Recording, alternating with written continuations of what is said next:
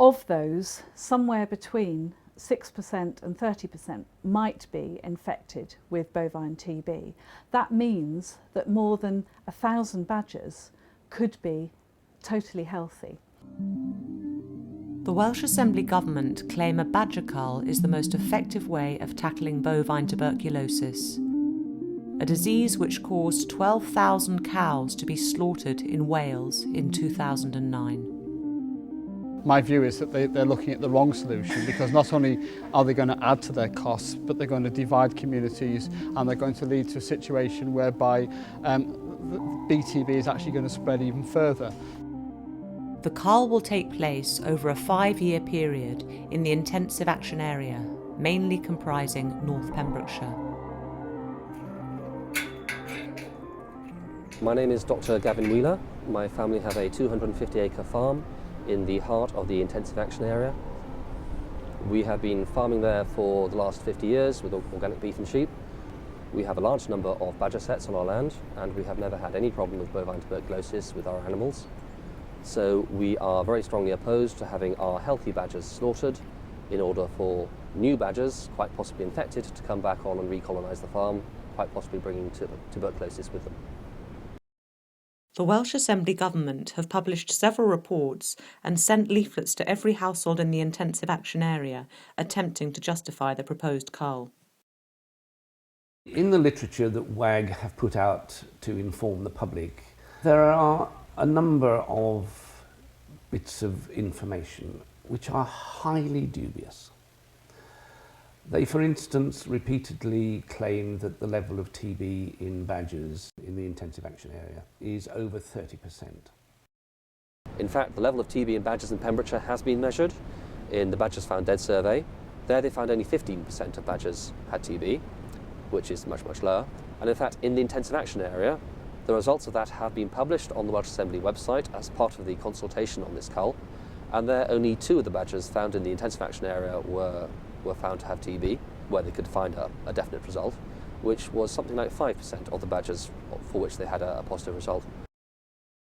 The Welsh Assembly Government claims scientific evidence shows that culling badgers can substantially reduce tuberculosis in cattle. But critics say the main scientific study on the effectiveness of a cull does not support this claim. The big trials done in England, the randomised badger culling trials, concluded very clearly that culling badgers cannot meaningfully contribute to the control of TB in Britain. So we feel we ought to be accepting that scientific advice and not spending yet more money on another cull in this area. Using the results of the randomised badger culling trials, it shows that initially a cull will actually make matters worse. You only get a benefit in the longer term. So for the first few years, you can expect increased herd breakdowns, far more cattle having TB. This is due to what scientists call the perturbation effect. When you cull badgers, the badgers scatter across the countryside, they spread the disease, and they're actually more likely to catch TB. So in the trials in England, they actually doubled the level of TB in badgers by culling. You end up with more infected badgers after culling than you had before. That's a scenario we don't want. This is the second attempt by the Welsh Assembly Government to implement a badger cull in Wales. The first attempt last summer was stalled at the last minute by the Badger Trust and their judicial review, which they won at appeal. If you're going to kill a wild species like the badger, their contribution to eliminating the disease has to be substantial. So that wasn't proven, because at that time the culling figures that they had suggested that culling could only contribute 9% reduction of bovine TB. So the Welsh Assembly Government have come back now with a new order which tries to address all the problems that the judges highlighted.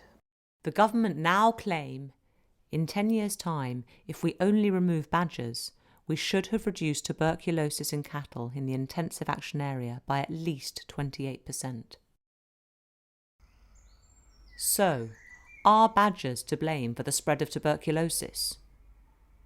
Any mammal can catch it and pass it on, but cattle do seem to be very susceptible.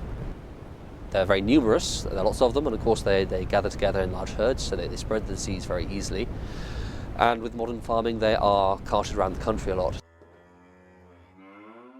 There are a number of papers which establish quite conclusively that cattle movements is a significant issue. Farmers visit markets all over the country in the interest of buying cattle. So it's no longer a local operation. It is genuinely a nationwide operation now. So when TB spreads from one area to another, it is almost entirely down to cattle movements, and the badgers can then only maintain it. So you do want to reduce the level of TB in badgers, but it is a problem caused by the cattle. At the end of the culling trials in Britain, the second half of the conclusion was that cattle controls on their own were the best way to combat tuberculosis in cattle and were fully capable of doing the job on their own. They recommended many cattle measures which could be put into place, many of which are still not implemented even in the intensive action area. We know they work. They worked in Britain earlier when we had a huge TB problem in the first half of the last century, and at that point the attested herd scheme was able to reduce tuberculosis to the point where we felt we had eliminated it entirely from the UK. That was obviously optimistic, but it showed how effective that programme was. That scheme worked without any systematic badger culling whatsoever.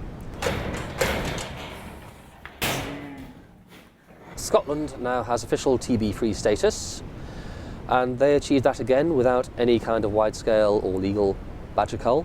They achieved that by cattle controls, and they are maintaining their TB-free status by controlling the movement of cattle. There's also the issue with dairy herds. There's a higher prevalence in dairy herds. You could liken a dairy cow to a marathon runner who's running a marathon every day. So that's how much stress their body's under. And bovine TB has to have a compromised immune system in an animal to actually manifest itself. And if you think of the scale of some of the dairy herds now, this is one of the reasons we think why bovine TB has become actually increased since 2000. Because dairy herds at that point, the average number of cattle in a dairy herd was about 120. Since then, we've gone up to herds of 300 to 1,000 cattle. Increasing numbers of animals are now housed indoors. Close proximity is an ideal situation for spreading the disease, which is spread as an aerosol. With the indoor housing, of course, there is the problem of accumulated slurry. That's actually the infection coming from the cattle herd into the dung. We know it can last in slurry for months. It's then spread on the land. The cattle then eat the grass where the infection has been spread out. Recommendations have been made that if you spread slurry on a field, you shouldn't then graze it for another 2 months. But TB can last for 6 months under some circumstances. So this is one area where a lot could be done to encourage farmers to keep slurry longer before you spread it on the farm. Compost it maybe, that's very good at sterilising the slurry, and this could do a lot to reduce the spread of TB in any area which has a problem. Obviously this is not popular with farmers. They are already suffering. We do accept that TB is a huge problem for farmers and that farmers have worked very hard to try to deal with this. But the fact is that cattle controls are the most effective measure for preventing TB. The TB infection in badger population has to be dealt with. Culling won't do it, so you need an alternative. Vaccination is the obvious possibility. But the Welsh Assembly Government state, at the moment, there is limited scientific evidence on how effective this would be in reducing tuberculosis in badgers.